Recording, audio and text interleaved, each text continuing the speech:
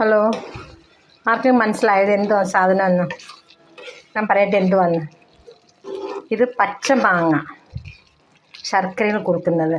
ഇതെങ്ങനെയാണെന്ന് വെച്ചാൽ ഇതിൽ പെരിഞ്ജീരകം കുറച്ച്, ഓമം, കറുത്ത ജീരകം, ഉലുവ, ചില എണ്ണ ഒഴിച്ച് ഇതെല്ലാം കൂടെ അങ്ങോട്ട് തട്ടിയിട്ടിട്ട് അതൊന്ന് ശകലം മൂത്ത് വരുമ്പോൾ ഈ മാങ്ങ അങ്ങോട്ട് തട്ടിയിടണം.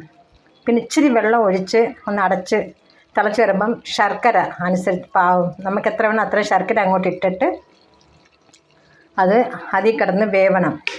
വെന്ത് കഴിഞ്ഞിട്ട് ഇച്ചിരി മുളക് പൊടി, കായംപൊടി ഇതും ഇട്ടിട്ട് ഇങ്ങനെ കുറുക്കിയെടുക്കണം.